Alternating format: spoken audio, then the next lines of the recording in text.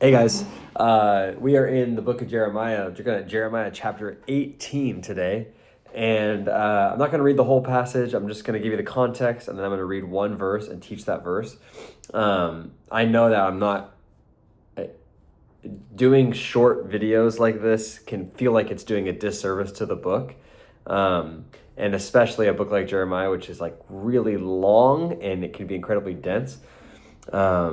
But I encourage you to read it on your own. But then also, if you've noticed, I've noticed this in my time studying it, is it can feel a bit like weighty and heavy because it's a lot of the same kind of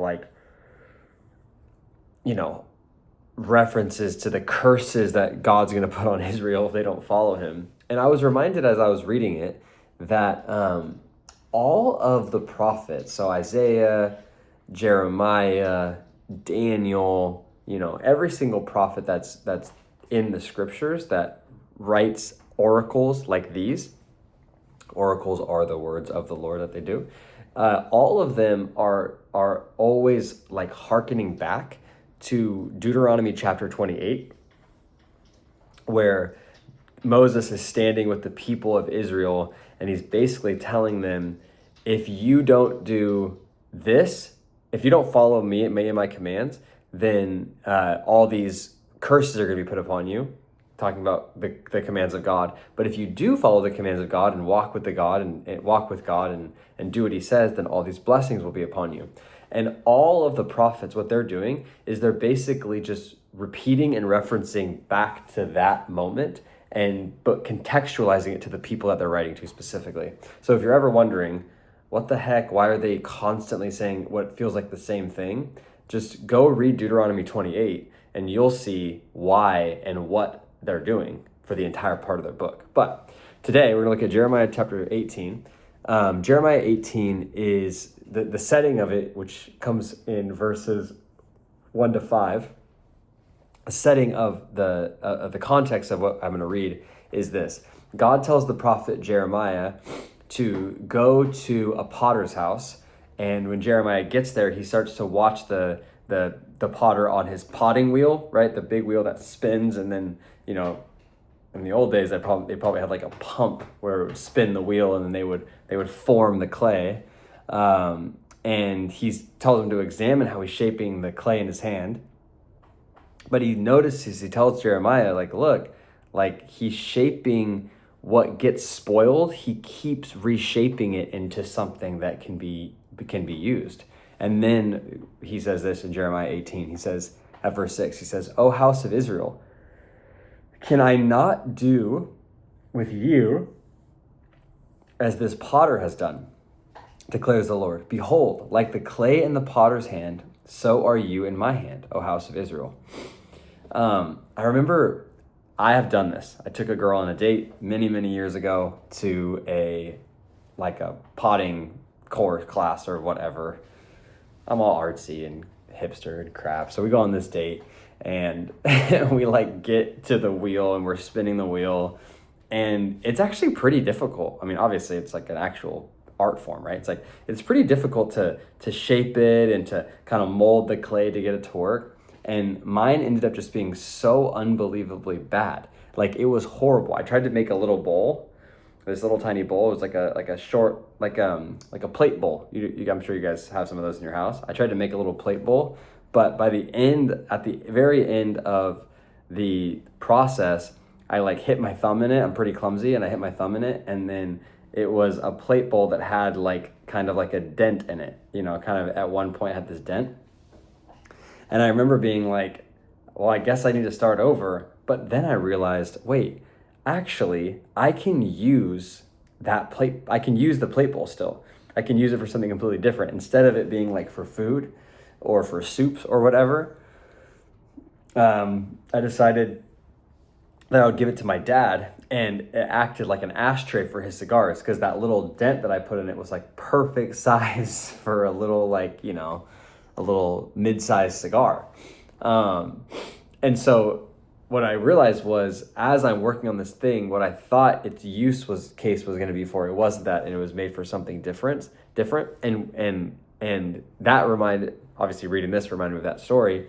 And what I realize is if for how God works with us, it's the same way. Just like how I, the potter in the moment, had this like authority over the clay to kind of work it and to guide it, what God's saying through this passage is he has the authority over our lives in order to shape us.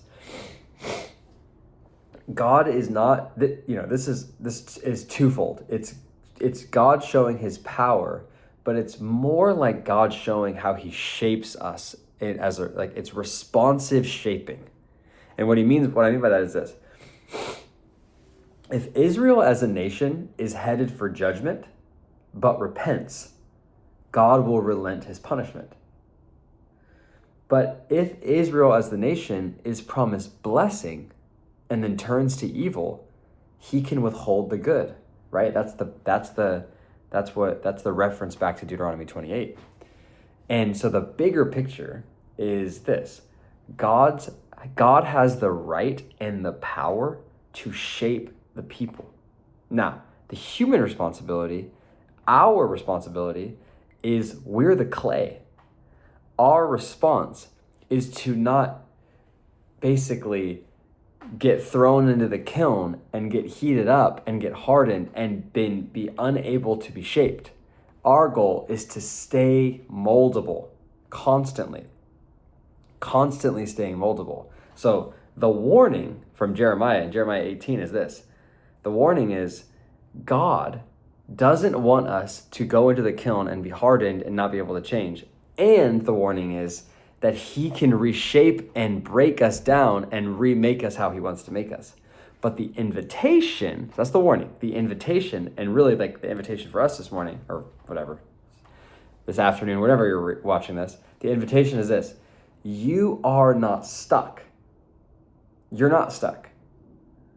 If you have felt like in an area of your life that that you were being molded by something, maybe it's by outside sources, the world, your work, your community, your culture, whatever, if you've been shaped by that and then you feel like you got thrown into the kiln and you're hardened, there is a God who says you're not stuck. And he can re-break it and remold it the way that he wants to. God is completely in control and he wants to shape our lives. It's up to us if we want to be shaped. Now, like I said, I promised I would tie this back into Jesus. And I was just reminded about how Jesus, when he enters the scene, John chapter 1, the word became flesh and made his dwelling among us. God entered into our reality. He came into our reality. God, it's basically like he came in and said, I see a bunch of hardened clay. And what I'm going to do is, what I see is hardened clay, broken people. And what I'm going to do is I'm going to remold it, reshape it, reform it into the image of myself, into the image of the Son. And so the encouragement and the invitation is you're not stuck.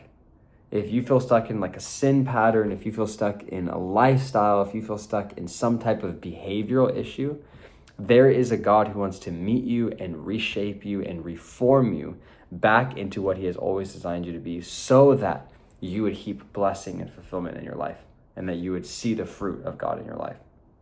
Okay, I love you guys and I will see you soon. See ya.